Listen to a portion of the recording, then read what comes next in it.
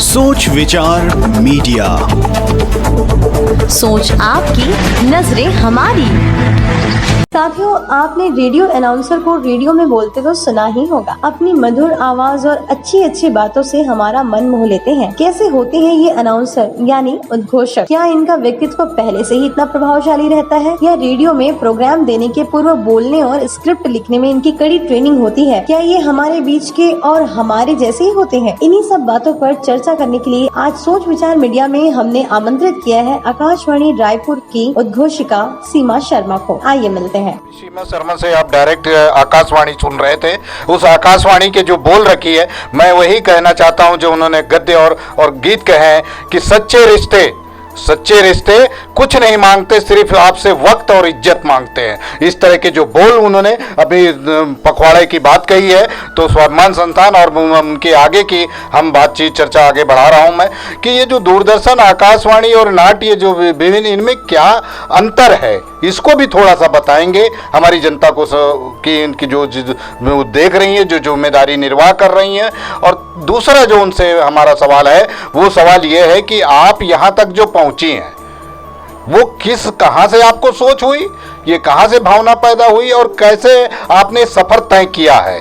क्योंकि एक साहित्यिक परिवार से जुड़ी हुई हैं और कभी भी रहे हैं, उस परिवार की सुपुत्री हैं, तो क्या ये ब्लड में आपको मिला, या आपको जो परिवेश जहां रही हैं वो सारा विस्तार से बताएं तो ज़्यादा हमारे छत्तीसगढ़ के लोगों को पता चलेगा।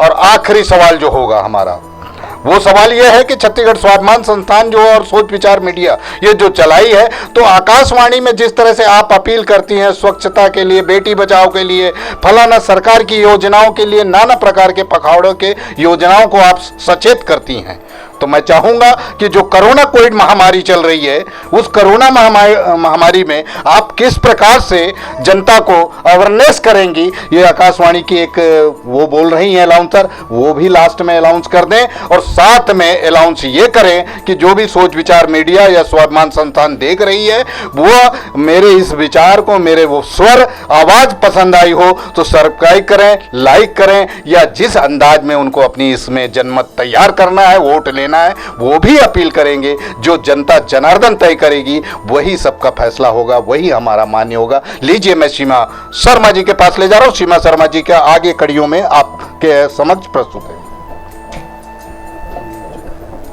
चौहान जी ने बहुत सारी बातें एक साथ पूछ दी, तो अब मैं अपनी कहानी की शुरुआत करती हूँ।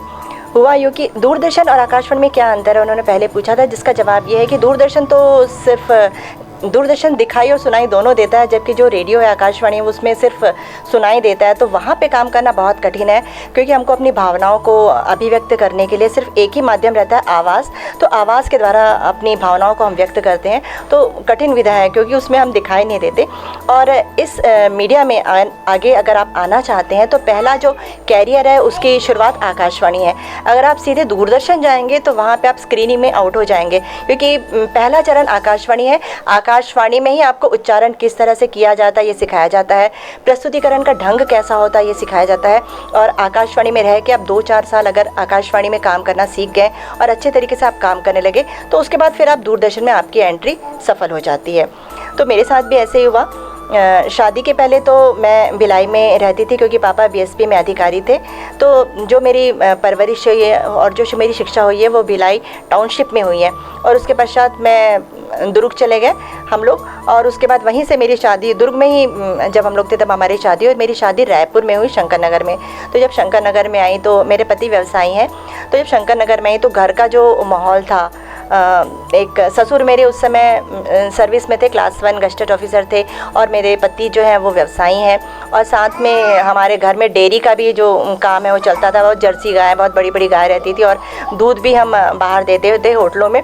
तो और हम लोग 4 पीढ़ी एक साथ रहते थे, और सासू माँ, बूढ़ी सास और ससुर, देवर, देवरानी, उनकी बिटिया और मेरे बच्चे, हम लोग सब एक साथ रहते थे। तो और इसके साथ ही गाय, गरवा, नौकर, चाकर, कुकुर, बिल्ली और नौकरों का घर, और 2-3 नौकर, माली, खाना बनाने वाली। तो एक भरे पूरे माहौल में मैं पहुंची। और उसके बाद एक दिन जो नौकर था हमारा, वो रेडियो सुनने का बहुत शौकीन था, तो हमेशा वो आकाशवाणी लगाता था और चित्रपट संगीत सुनता था। तो एक दिन की बात है, वो चित्रपट संगीत सुन रहा था, मैं बगल में खाना बना रही थी, कि बगल में किचन था मेरा, तो खाना बना रही थी। अचानक मैंने रेडियो में आवाज़ सुनी कि एक अनाउंसर कह रही है कि अगर आप अनाउंसर बनने के इच्छुक हैं आकाशवाणी में, तो आप इस विज्ञापन में अप्लाई कर सकते हैं करके। तो मैंने उसको सुना और उसके बाद मैंने अप्लाई कर दिया। उस समय doctor Hasan Khan station director थे, उस समय मैंने अप्लाई किया। और उसके बाद 2 चरणों में मेरी उस समय परीक्षा हुई। सबसे पहले लिखित एग्ज़ाम हुआ, उसके बाद स्वर परीक्षण हुआ। स्वर परीक्षण में ये देखा जाता है, लिखित एग्ज़ाम में मैं पास हो गई, फिर स्वर परीक्षण में ये देखा गया कि मेरी आवाज़ आकाशवाणी के अनुकूल है कि नहीं, माइक्रोफ़ोन के अनुकूल है कि नहीं, क्योंकि उसका जो माइक्रोफ़ोन रहता है बहुत संवेदनशील रहता है। थोड़ी सी भी आवाज़ में वो बहुत शोर करने लगता है, इसलिए बहुत काफ़ी गैप लेके हमको बोलना पड़ता है। तो स्वर परीक्षण हुआ, उसमें मैं पास हो गई, फिर मेरा चयन हो गया। और जब मैं अब जॉइंट फैमिली से आई थी, सीधी सी बात हो तो साड़ी में आती थी, और मेरे को देख के ऐसा लगता था अधिकारियों को कि बहुत थकी हारी पहुंची। तो मुझसे बोलते थे हमेशा तुम इतनी थकी क्यों लगती हो, जब आकाशवाणी में ड्यूटी करने के लिए आ रही हो, तुम्हारी नाइट ड्यूटी है, अभी तुमको शाम 4 बजे से रात 11:15 बजे 11:30 बजे तक रहना है, और तुम अभी से एकदम लस्त पस्त और एकदम थकी हुई लगती हो। अब मैं उसको क्या बताती हूँ उनको, अधिकारियों की, भाई मैं जॉइंट फैमिली में हूँ, हम लोग 4 पीढ़ी एक साथ रहते हैं, और बड़ा परिवार है, संयुक्त परिवार है, घर की सारी जिम्मेदारियों को मैं समेट करके फिर मैं आ रही हूँ आकाशवाणी। तो ज़्यादा कुछ नहीं बोलती थी, उस समय नई थी, पर मुझको देखते थे तो जैसे कई लोग बोलते थे इसको देखने से ऐसा लगता है कि ये तो एकदम किचन से उठ के आ रही है करके, तो थोड़ा सा बुरा लगता है। फिर धीरे धीरे मुझे सिखाया गया कि आकाशवाणी में आप आ गई हैं तो आपको अपना व्यक्तित्व भी बनाना पड़ेगा। आकाशवाणी में सीधे लोग, जो श्रोता है वो अनाउंसर को जानते हैं और अनाउंसर को देखने आते हैं, अनाउंसर से मिलने आते हैं, क्योंकि अनाउंसर ही श्रोताओं से बात करती है, तो वो सिर्फ अनाउंसर को देखने आता है। तो एक अनाउंसर को बहुत सारी योग्यताओं को साथ में लेकर के चलना चाहिए, उसको बोलना आना चाहिए, उसका प्रेजेंटेशन आना चाहिए, उसको दिखना अच्छा रहना चाहिए, सलीके से वो आए, तरीके से वो बात करे। तो ये जो सारा कल्चर है जो मुझे आगे जाके दूरदर्शन में काम आया, ये जो सारा कल्चर है पहली सीढ़ी के रूप में मुझे आकाशवाणी से प्राप्त हुआ। तो आकाशवाणी में रह के मैंने बहुत कुछ सीखा, और एक एक जो छोटे छोटे शब्द हैं उसको भी बोलना सिखाते हैं वहाँ के अधिकारी, लिखना सिखाते हैं, स्क्रिप्टिंग सिखाते हैं।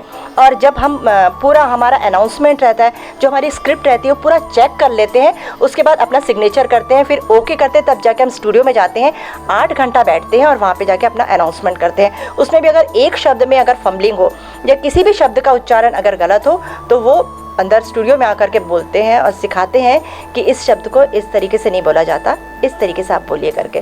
कई बार सिखाते हैं, 1 बार 2 बार 3 बार सिखाते हैं, स्क्रिप्ट में भी सिखाते हैं, स्क्रिप्ट में भी अगर स्पेलिंग मिस्टेक उसको भी सिखाते हैं। तो पहली सीढ़ी मीडिया के क्षेत्र में अगर आप आना चाहते हैं तो आकाशवाणी है।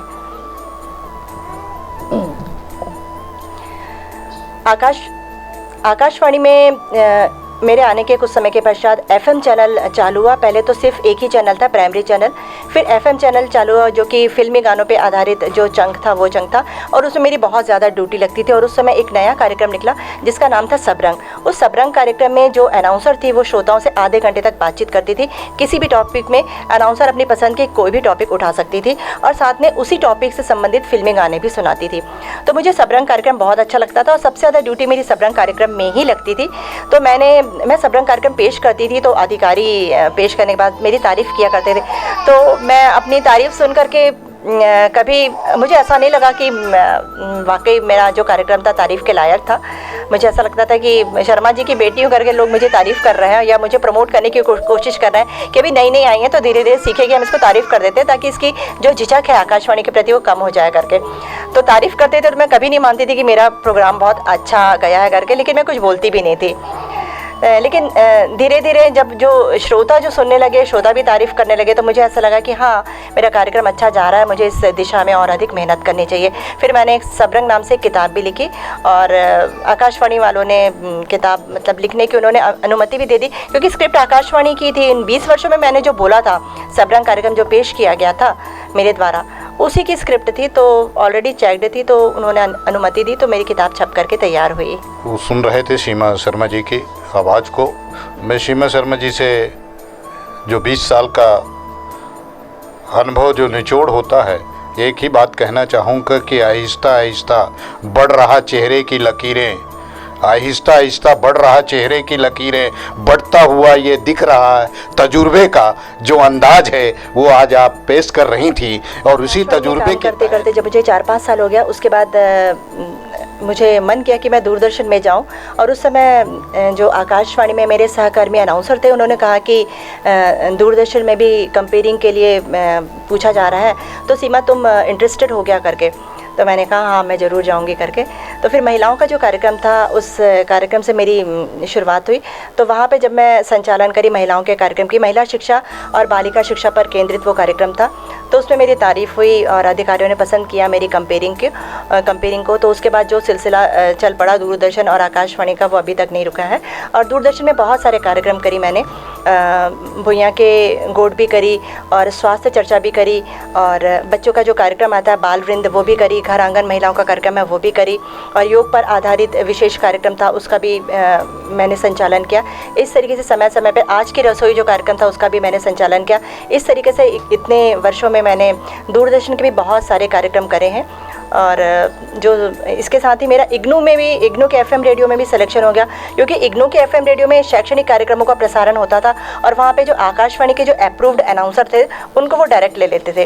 तो मैं आकाशवाणी में तो थी, तो मेरा इग्नू में भी सिलेक्शन हो गया। तो इग्नू का जो अनाउंसमेंट था या वहाँ पर जो बोलने की शैली थी वो आकाशवाणी से ही मिलती जुलती थी, और वहाँ पर काम कम था, तो वहाँ बहुत ईजीली सारी चीज़ें मैनेज हो गई। तो मैं आकाशवाणी और इग्नू और दूरदर्शन तीनों को एक साथ मैनेज कर रही थी। और इसमें तो शिफ्ट ड्यूटी लगती है आकाशवाणी और इग्नू में, कभी दिन की ड्यूटी लगती है, कभी मॉर्निंग ड्यूटी लगती है, कभी नाइट ड्यूटी लगती है। तो मॉर्निंग ड्यूटी के दिन हमको सुबह 3:30 बजे या 4 बजे उठना पड़ता है, और नाइट ड्यूटी अगर हम करते हैं तो रात को 11:15 बजे 11:30 बजे हम फिर घर वापस आते हैं। तो परिवार का भी निसंदेह परिवार का भी सहयोग मिला। जो पिता ने है उन्होंने गाइड किया कि आकाशवाणी चले जाओ, और पति ने उसको आगे बढ़ाया।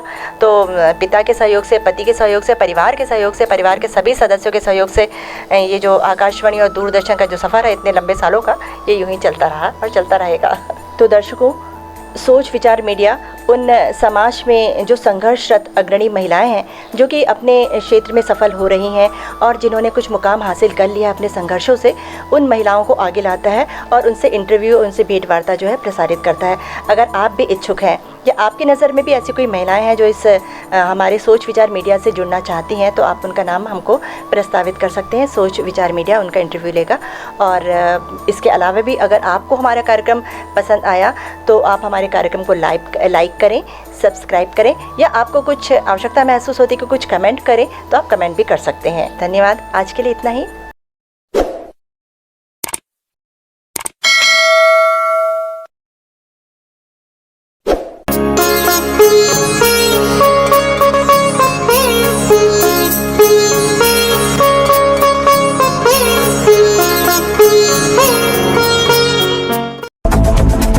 सोच विचार मीडिया, सोच आपकी, नजरें हमारी।